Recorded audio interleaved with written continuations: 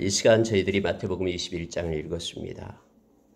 마태복음 21장부터는 이제 예루살렘에 예수님께서 올라오셔서 예루살렘에서 이제 십자가에 죽으시기까지 있었던 일들을 세밀하고 섬세하게 기록을 하고 있습니다. 특히 예수님께서 십자가를 앞두고 가르쳤던 말씀들, 담화 내용들이 21장부터 쭉 나오고 있음을 보게 됩니다. 오늘 읽은 말씀 가운데 몇 가지를 묵상하기를 원합니다. 예수님께서는 예루살렘에 올라와서 제자들에게 그렇게 말합니다. 두 제자를 보내면서 감람산 벳바게에 이르렀을 때에 맞은편 마을로 가라라고 말합니다.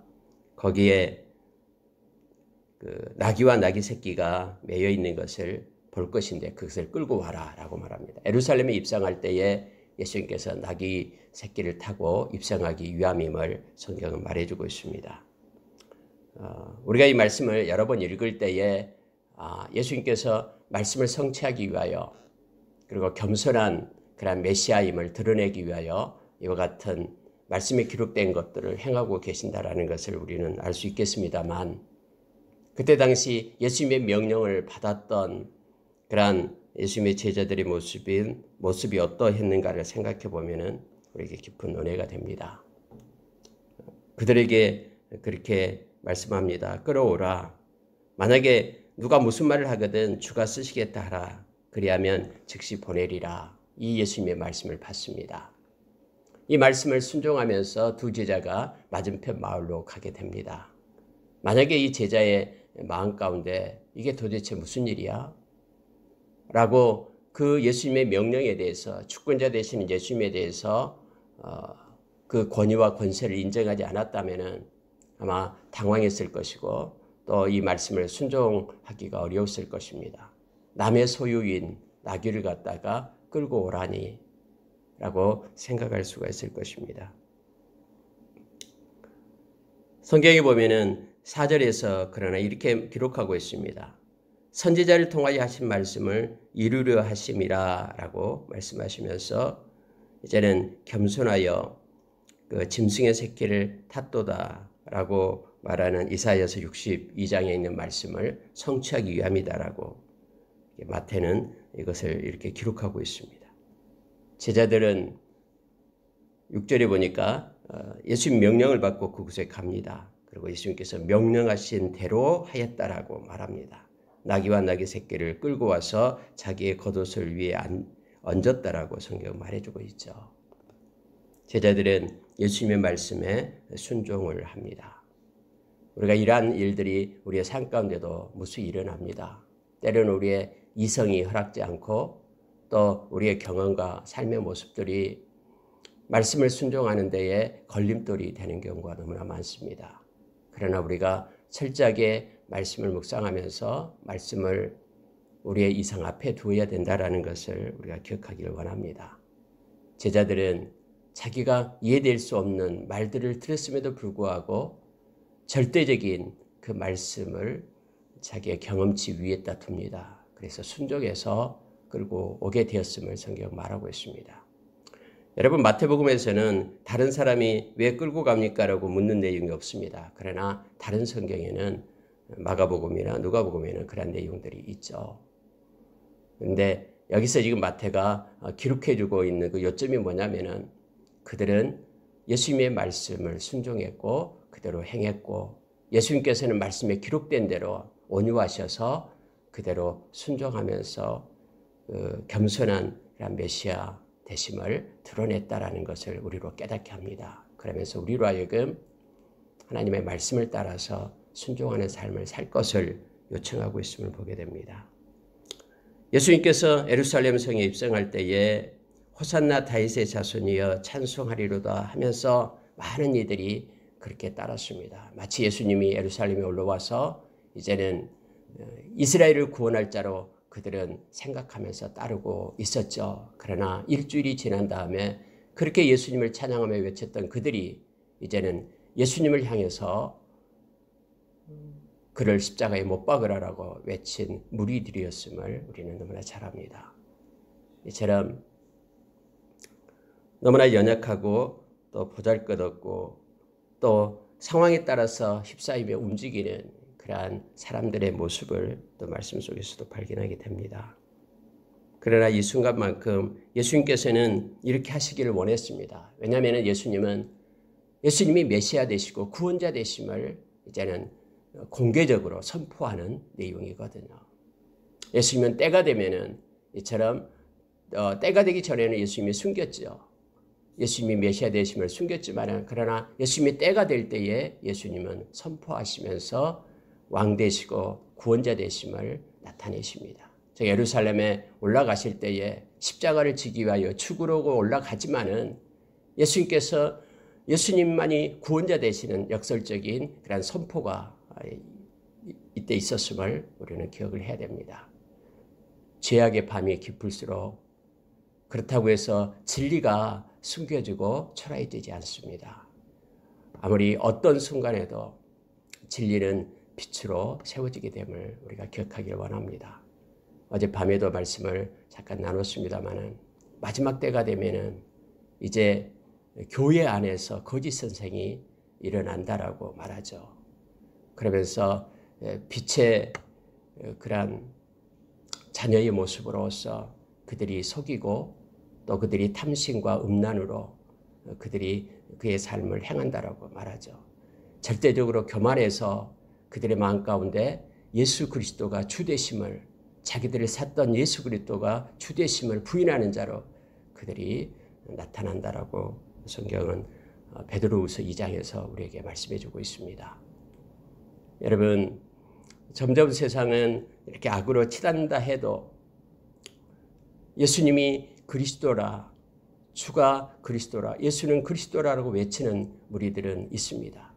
그리고 그들에 의해서 결국 세상은 그 끝이 오게 됨을 우리로 알게 합니다. 그래서 세상의 끝은 마태복음 24장 14절의 말씀처럼 천국 복음이 이 진리가 모든 이런 족속에게 증언되어야 그제야 끝이 오리라라고 우리에게 가르쳤듯이 어두면 어둘수록 진리의 외침이 더욱더 있다라는 것을 우리가 기억하기를 원합니다. 예수님은 메시아 되심을 그들 앞에 공개하면서 비록 십자가에 죽으러 올라가지만은 예수님은 메시아 되심을 그렇게 선포하면서 성경은 기록되고 있음을 봅니다. 예수님께서 올라오셔서 맨 처음에 가셨던 곳이 성전입니다. 성전에 가셔서 성경은 12절에서 그렇게 말합니다. 성전 안에서 매매하는 모든 사람들을 내쫓으시며 돈 바꾸는 사람들의 상과 비둘기 파는 사람들의 의자를 엎으시고 하면서 그들을 향하여 말씀을 하십니다. 내 집은 기도하는 집이라 일컬음을 받으리라 하였거늘 너희는 강도의 소굴을 만드는도다 하면서 분노하시는 예수님의 모습을 말씀 속에서 봅니다. 우리가 여러분 에스겔서 9장에 보면은 하나님의 심판이 성전으로부터 시작된다라고 성경은 기록되어 있죠. 예수님께서 예루살렘에 올라오자마자 예루살렘 그 성전으로 들어가서 그들이 행하는 것들에 대해서 예수님은 그러한 청결한 일을, 그러한 심판의 일을 행하심을 보게 됩니다. 성전은 하나님 앞에 기도하는 집이라 일컬음을 받으리라. 여러분 우리가 구약시대의 이 성전을 보면은 대부분 제사하는 일이 주 목적이었죠. 죄를 사함을 받고 이렇게 자기가 죄를 지었을 때 짐승에게 자기의 죄를 전가시켜서 대신 죽이고 그리고 자기는 의로움을 얻고 이런 일시적인 것들이 성전에서 일어난 일입니다. 여러분 좀 더 확대해서 이 말씀을 묵상해 보면은 이제 이런 제사함의 일, 성전에서 하는 일, 이러한 일들이 예수 그리스도가 희생제물이 되어서 영원히 제사함을 받게 될 터이고 이제는 이 교회, 이 성전은 하나님께 기도하고 하나님께 찬양하고 예배하는 곳으로 바꾸게 될 것이라는 그러한 의미가 이 말씀 가운데 내포되어 있습니다. 이제는 내 집은 기도하는 집이 될 것이다. 우리의 죄를 사해 주셔서 감사함으로 하나님께 엎드리고 하나님을 찬양하고 경배하는 곳이 될 것이다라고 주님께서 말씀하십니다. 강도의 소굴로 너희들이 만들었다라고 분노하시는 예수님의 모습을 우리가 기억하기를 원합니다. 교회마저도 오늘날 세상이 교회에 들어와서 세상의 논리가 진리를 선포하는 교회까지도 물들여 있습니다. 언제나 교회는 세상에 비치고 또 세상의 소금이 되어야 된다라고 주님은 말씀했죠.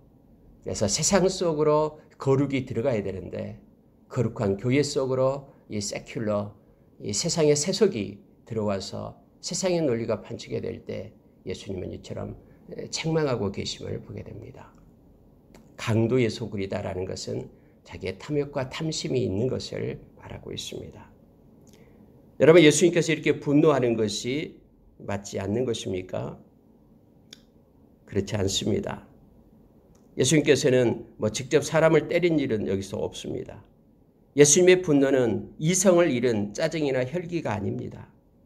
채찍을 사용해 했습니다마는 예수님께서는 그곳에서 엎으시고 또 그들을 쫓아내시고 본연의 그러한 일을 하도록 하나님께 찬양하고 하나님께 기도하는 곳이 되도록 그렇게 예수님은 원하셨고 그렇게 행하셨습니다. 그는 동시에 14절을 보십시오. 맹인과 저는 자들이 성전에서 예수께 나오매 고쳐주시니라고 말합니다. 이성을 잃은 모습이 아닙니다. 예수님은 온전한 모습으로 지금 행하시고 계심을 보게 됩니다. 고칠 것은 고치고 또 잘라내고 그렇게 회복시킬 것, 성전을 회복시키기를 원하셨고 여기서도 사람에게도 맹인과 저는 자들 그들을 회복시키기를 원하신 예수님의 모습을 성경 속에서 우리가 보게 됩니다.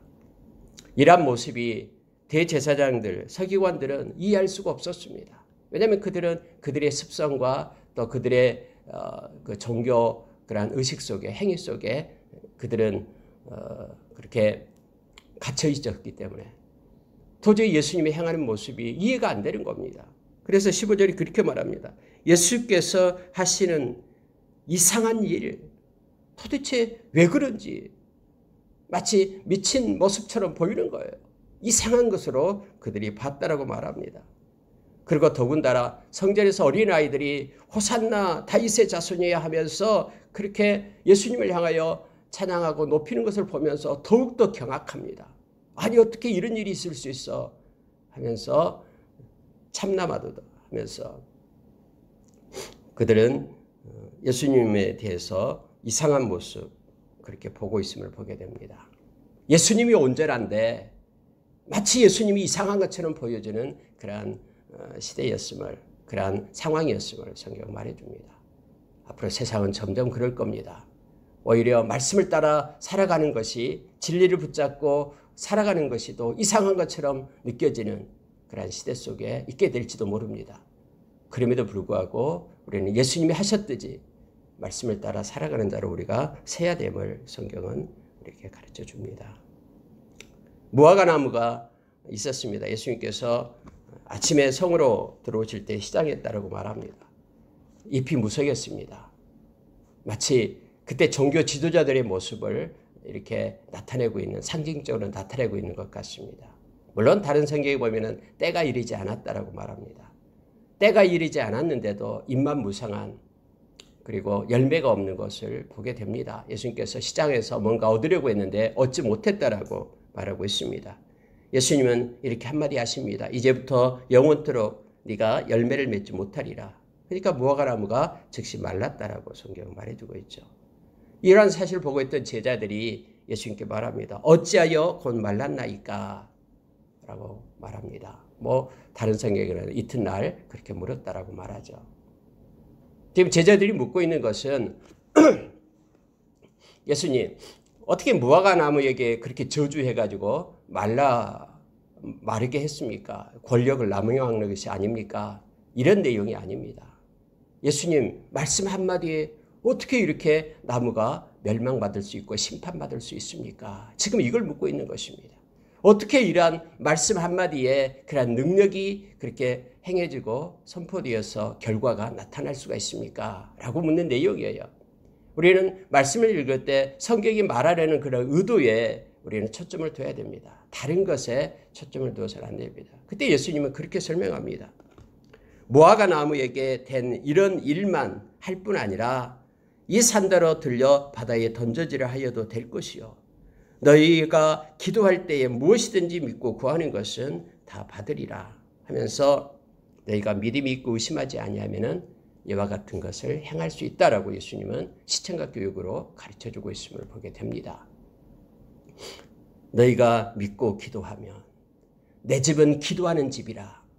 그런데 교회가 성전이 기도하지 않을 때 그 성전의 본연의 의무를 해야 될 일을 그들은 하지 않았다라고 말하면서 성전을 청결하게 하신 예수님께서는 제자들이 그렇게 말합니다. 너희가 기도할 때에 이제부터 기도할 때에 이보다 더 큰 일을 너희들이 행할 수 있다라고 예수님은 제자들을 가르치고 있는 모습을 보게 됩니다. 믿는 하나님의 백성들은 기도하는 이들입니다. 예수님께서는 깨어서 근신하라라고 우리에게 말씀합니다. 깨어서 근신하다라는 것은 우리의 영이, 우리의 마음이 깨어 있어서 하나님을 인식하고 예수님을 인식하는 상태를 말합니다. 예수님에 대해서, 말씀에 대해서 아무것도 인식하지 못하고 그냥 상황에 따라서 행하는 것은 깨어 있는 것이 아닙니다. 깨어 있는 것은, 살아있는 것은 흘러가는 물결을 거스르고 올라가는 것이 살아있는 고기죠.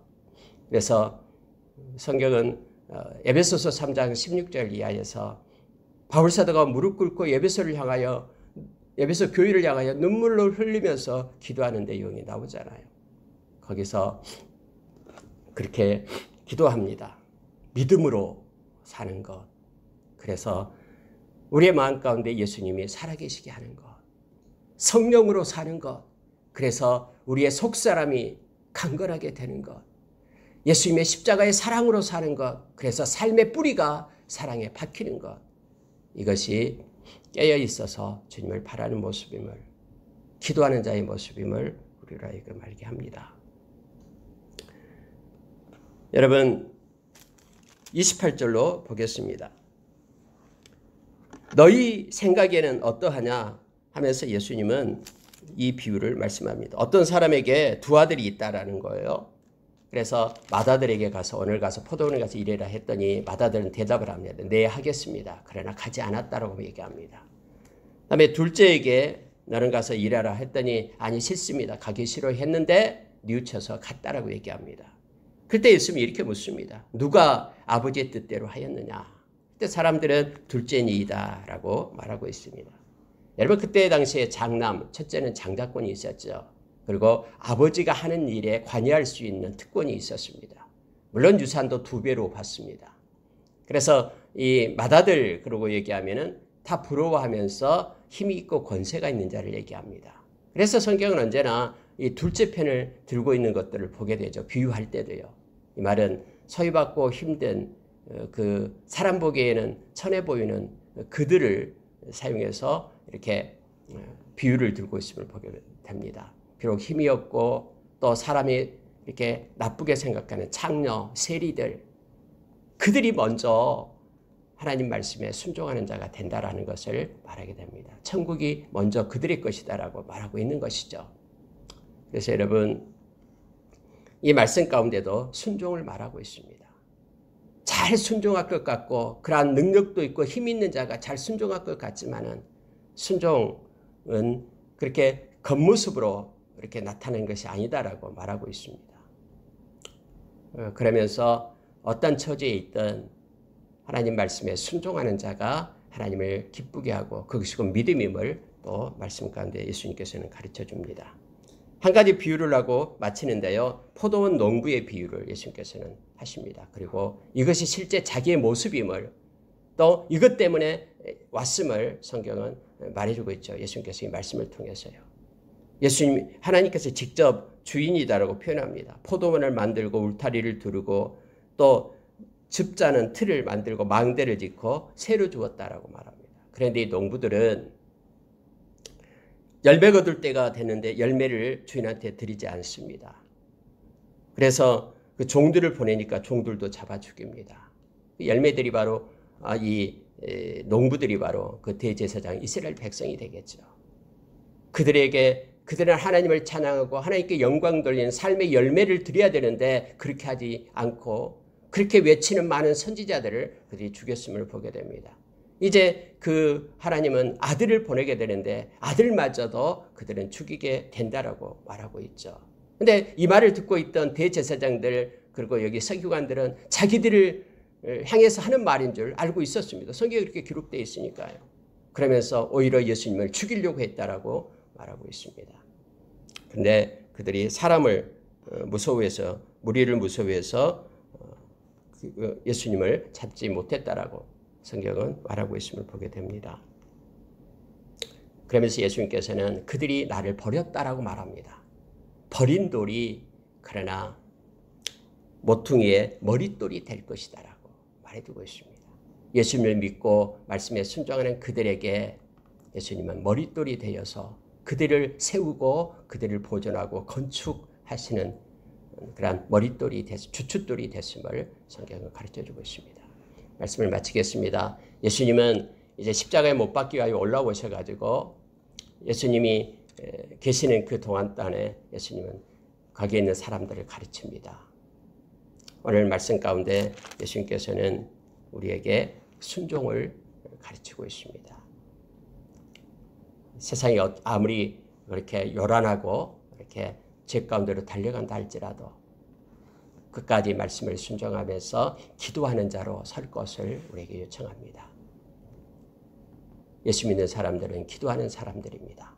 기도할 때만 깨어 있어서 우리 주님의 마음과 또 우리 주님의 뜻을 가지고 살아가는 자들로 우리가 설 수 있습니다. 오직 믿음으로 그리고 성령으로 그리고 십자가의 그 사랑으로 살아가는 것이 기도자의 몫이고 깨어서 근신한 자의 모습임을 알게 합니다. 성전은 기도하는 곳이다라고 우리에게 가르칩니다. 오늘 하루도 삶 가운데 삶의 기도를 가지고 하나님께 영광을 돌리는 믿음의 삶이 되기를 원합니다. 기도하겠습니다.